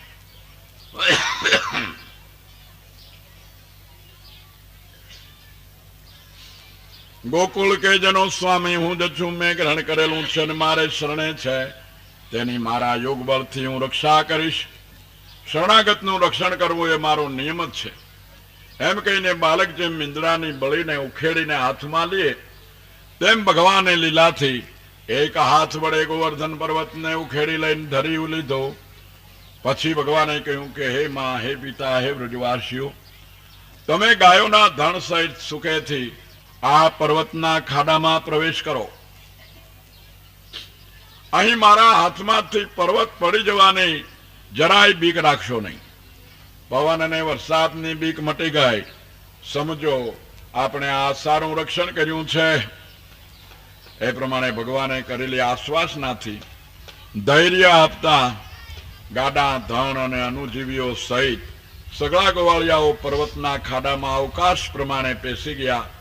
ભૂખ તરસની પીડા, ભૂખની અપેક્ષા છોડી દઈને તે વ્રજવાસીઓ જેમની સામું જોયા કરતા હતા એવા ભગવાન 7 દિવસ સુધી પર્વત ધરી રહ્યા અને એક પગલું પણ ત્યાંથી ખસ્યા નહીં. આ તેમનું યોગ બળ છે. ટટલી આંગળીએ જેને ગોવર્ધન પર્વતને તોડી રાખ્યો. 7 દિવસ અને 7 રાત સુધી એક લેશ માત્ર ડગ્યા વિના.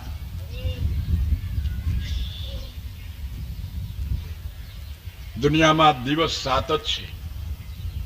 પછી અંગ્રેજીમાં બોલો તોય ભલે, ગુજરાતીમાં બોલો તોય ભલે, સિંધી હિન્દીમાં બોલો તોય ભલે, કે બીજા કોઈ પણ દેશની બોલીમાં બોલો તોય ભલે, દિવસ 7 જ છે.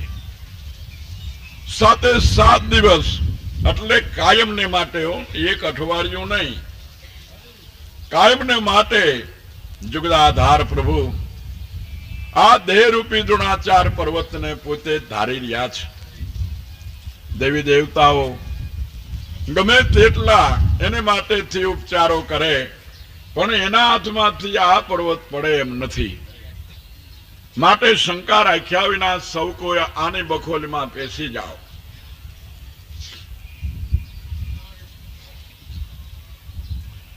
ગોવર્ધનને ધાન કરનાર ભગવાન આકાશ ને વાદળા વગરનું તથા સૂર્યના પ્રકાશ વાળું જોઈને અને દારૂણું પવન તથા વૃષ્ટિને શાંત થયેલી જોઈને બોલ્યા કે ગોવાળિયાઓ, સ્ત્રીઓ, ધન અને બાળકો સહિત બહાર નીકળો. હવે ત્રાસને છોડી દો. વાયુ અને વરસાદ શાંત થઈ ગયા છે અને નદીઓના પાણી પણ ઘણા ખરા ઉતરી ગયા છે.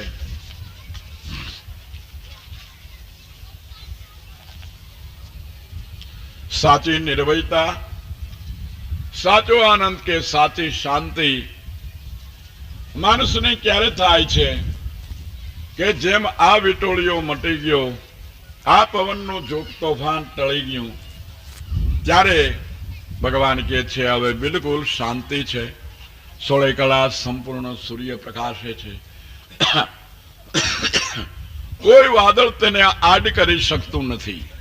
એમ જ્યારે શુદ્ધ સત્વગુણમય ભગવાનનું સ્વરૂપ આત્મરૂપે પ્રગટ થયું ત્યારે સર્વ પ્રકારના આવરણો ભેદાઈ ગયા.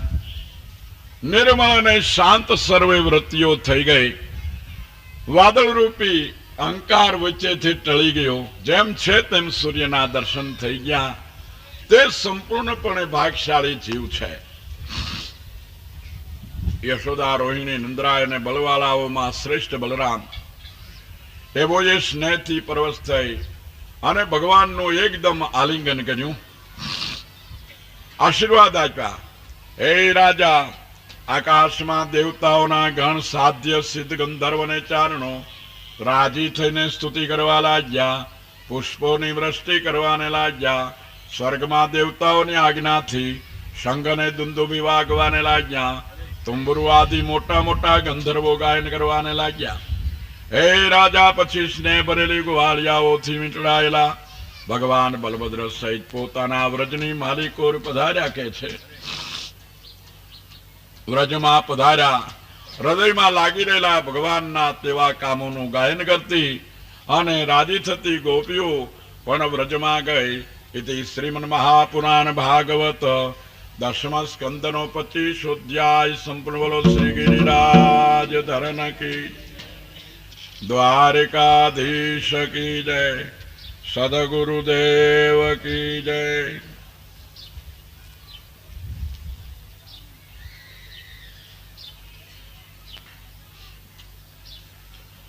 ભગવાને શ્રી કૃષ્ણનો મોટો પ્રભાવ જોઈને કામધેનુ તથા ઇન્દ્રે તેમના અભિષેકનો મોટો ઉત્સવ કર્યાની કથા કહેવામાં આવશે. અને ઇન્દ્ર તરીકે ભગવાન શ્રી કૃષ્ણને ગાયોના ઇન્દ્ર તરીકે ગાયો કામધેનુ ભગવાનને જ ગણશે. એ કથા આવે પછી ભગવાન કહે છે, હારી ગયેલા ઇન્દ્રે ભગવાનની સ્તુતિ કરી. એ વાત પછી ગાયોના ઇન્દ્ર ભગવાન છે. એ કથા આપણે બપોર પછી શાંતિથી આનંદથી ભગવાનની કૃપાથી કરશું. માટે અત્યારે 2 ઘડી વિશ્રાંતિ લઈએ. બોલો શ્રી ગિરિરાજ ધરન કી જય, દ્વારિકાધીશ કી જય, સદગુરુદેવ કી જય. શ્રી રામચંદ્ર દેવ હર હર મહાદેવ. હર ગુરુદેવની જય. करारविन्देन पदारविन्दं मुखारविन्दे विनिवेशयन्तं वटस्य पत्रस्य पुटे शयानं बालं मुकुन्दं मनसा स्मरामि. श्रीकृष्ण गोविन्द हरे मुरारी, हे नाथ नारायण वासुदेव. जिह्वे पिबस्वामृतमेतदेव, गोविन्द दामोदर माधवेति. श्रीकृष्ण राधा वर गोकुलेश, गोपाल गोवर्धननाथ विष्णु. जिह्वे पिबस्वामृतमेतदेव, गोविन्द दामोदर माधवेति.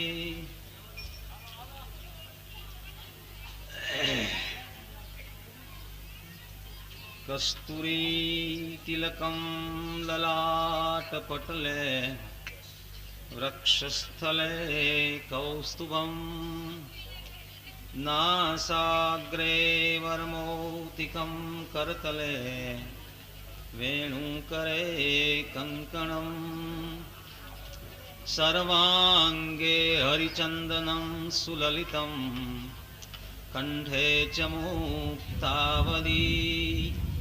गोपस्त्री परिवेष्टितो विजयते, गोपालचूडामणि. मुखं करोति वाचालं पंगुमलंघयते गिरिं, यत्कृपातमह वन्दे परमानन्दमाधवं. वसुदेवसुतं देवं कंसचारूणमर्दनं, देवकी परमानन्दं कृष्णं वन्दे जगद्गुरु. बोलो श्री सद्गुरुदेवनी जय. गिरिराज धरण की जय, कृष्णचंद्र देव की जय. નમઃ પાર્વતી પતયે હર હર મહાદેવ હર. ઓમ નમસ્તુભ્યં ભગવતે વાસુદેવાય ધીમહિ પ્રદ્યુમ્નાય નિરુદ્ધાય નમઃ શંકર્ષણાય ચ.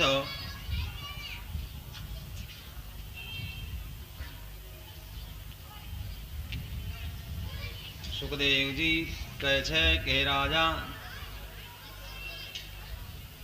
ભગવાને શરદ પૂર્ણિમાને પુષ્પવાળી ખેલેલી રાત્રિ જોઈ યોગમાયાનો આશ્રય લઈ અને રાસ રમવાનો સંકલ્પ કર્યો. ત્યારે ચંદ્ર પૂર્વ દિશામાં દેખાયો. સુખ કરવા વાળા કિરણોને ઉદય કરી અને પ્રેમથી ઉગ્યો. પૂર્વમંડળ સાથે ચંદ્ર અને ચંદ્રની કળાથી શોભતું એવું વન જોઈ પરમાત્મા શ્રી કૃષ્ણ ત્યાં આવી પહોંચ્યા અને ગોપીઓના મનને હણવા વાળી એવી વેણુ વગાડી. ભગવાને વેણુનો નાદ કર્યો. પ્રેમની વૃદ્ધિ કરનાર ગીત સાંભળીને પ્રેમાંગના શ્રી કૃષ્ણ હતા અને ત્યાં ગઈ. ગોપીઓ ભગવાનનો વેણુનાદ સાંભળી સર્વભાન શાન ભૂલી અને જ્યાં ભગવાન વેણુ વગાડતા હતા અને ત્યાં ગઈ. કોઈ દોવાનું છોડીને ચાલી, કોઈ ઉકળવા મૂકેલા દૂધને ઉતાર્યા વિના ચાલી. અરે કોઈ ગોપી બાળકને ધવરાવવા પડતા મૂકીને ચાલી. કોઈ શણગાર છોડીને ચાલી, કોઈ રસોઈ કરતા પડતી મૂકીને ચાલી. કોઈ પતિની સેવા કરતી હતી ને તે છોડીને ચાલી. કોઈ ભોજન અધૂરું મૂકીને ચાલી. કોઈ લીપતી હતી, કોઈ વાળતી હતી, અરે કોઈ આંખોને આંચતી હતી. આ ભૂલી ગઈ અને અવળા વસ્ત્રો અને અવળા આભૂષણો ધારણ કરી અને ગોપીઓ ચાલી નીકળી છે. આ પ્રમાણે તે પતિ પિતા પુત્રને છોડીને સૌએ વાર્યા છતાંય ભગવાન ગોવિંદમાં જેનું ચિત્ત લાગ્યું છે તેવી ચાલી રહી છે. કોઈ ગોપીને ઘરમાં એના પતિએ પૂરી દીધી ત્યારે ગોપીએ પૂર્ણ ભાવથી પરમાત્મા શ્રી કૃષ્ણનું ધ્યાન કર્યું,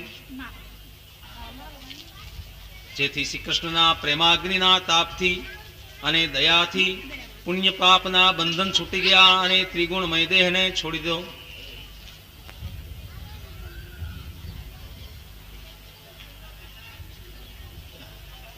પરીક્ષિત રાજા વચ્ચે પ્રશ્ન પૂછે છે કે હે ગુરુ, ગોપી શ્રી કૃષ્ણને પ્રેમી જાણતી હતી પણ બ્રહ્મ જાણતી નહોતી, તો પણ એને સંસાર શાંત કેમ થયો? સુખદેવજી કહે છે કે રાજા, આ વાત મેં તને સપ્તમ સ્કંધમાં કીધી છે. જે દ્વેષ કરતો, એના ઉપર વેરભાવ રાખતો શિશુપાલ સિદ્ધિને પામ્યો હતો, તો ભગવાનના પ્રેમ થતા તો પછી શું કહેવું? હે રાજા, શ્રી કૃષ્ણનું પ્રાગટ્ય પ્રાણીના મોક્ષને માટે છે. કામ, ક્રોધ, ભય, સ્નેહ કોઈ પણ હેતુથી ભગવાનમાં તન્મય થઈ જાય છે તો ઈશ્વર શ્રી કૃષ્ણમાં વિસ્મય થવું નહીં, તેનાથી આ જગતમાંથી મુક્ત થાય છે. પછી ગોપીઓને આવેલી જોઈ વાણી વિલાસથી મોહ પામતા ભગવાન જ્યાં વેણુનો નાદ કરી રહ્યા હતા ને ત્યાં ગોપીઓ પહોંચી ગઈ. ભગવાન કહેવાને લાગ્યા કે હે ગોપીઓ, તમે ભલે આવ્યા. વ્રજમાં બધા કુશળ છે ને? તમે વધ્યો અહીં શા માટે આવ્યો છે? અહીં આવવાનું કારણ કહો. અરે આ રાત્રિ ભયંકર છે, તેથી વ્રજમાં આવો, અહીંયા સ્ત્રીઓથી રહેવાય નહીં, વ્રજમાંથી જાઓ. હે ગોપીઓ, તમારા પિતા પતિ પુત્ર તમને ગોતતા હશે, તેઓનો તમે અપરાધ ન કરો. કારણ કે પુષ્પથી શોભતા ચંદ્રના કિરણો વાળું વન જોઈ લીધું. હવે તમે પાછી વળી જાઓ અને પતિની સેવા કરો. વાછરું અને બાળકો ક્લેશ પામતા હશે, તમે એને દુગ્ધપાન કરાવો. મારા સ્નેહથી તમે આવ્યા ને તે યોગ્ય છે. મારા વિશે જેમ પ્રસન્નતા થાય છે તેમ પતિની અને એના સંબંધીની સેવા કરવીને સ્ત્રીનો ધર્મ છે.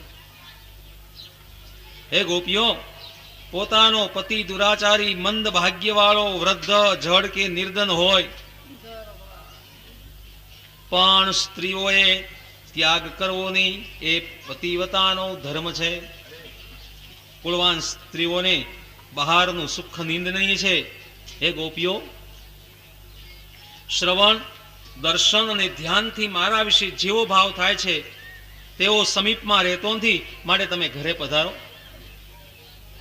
સુખદેવજી કહે છે કે રાજા, આવું પરમાત્મા શ્રી કૃષ્ણનું વચન સાંભળી અને ગોપીઓને ચિંતા થઈ. પછી ગોપીઓ મોઢા નીચા કરી પગના અંગૂઠા વડે પૃથ્વીને ખોતરતી, આંખમાં આંસુથી હૃદયના કંકુને ધોતી ચૂપ થઈ ગઈ. શ્રી કૃષ્ણને કંઈક ક્રોધી કરવા ગદગદ વાણીથી આંસુ લૂછી નાખી અને ગોપીઓ બોલી કે પ્રભુ, તમને આવું કઠણ વચન બોલવું યોગ્ય નથી. અમે સુખનો ત્યાગ કરી અને પરમાત્મા તમારે શરણે આવ્યા છીએ. એનો ત્યાગ ન કરો, પણ રાજી કરો. પતિની સેવા એ પરમ ધર્મ છે. એ તમે કહ્યો એ બધું તમારે વિશે છે, કારણ કે દેહધારીની મધ્યમાં તમે પ્રિય સંબંધી છો. હે શ્રી કૃષ્ણ, હે ગોવિંદ, હે માધવ, પ્રેમી જે પ્રેમ તમારે વિશે કરે છે એવો પ્રેમ દુઃખ દેવાવાળા પતિ કે પિતા કે પુત્રમાં નથી. માટે અમને પ્રસન્ન થાઓ.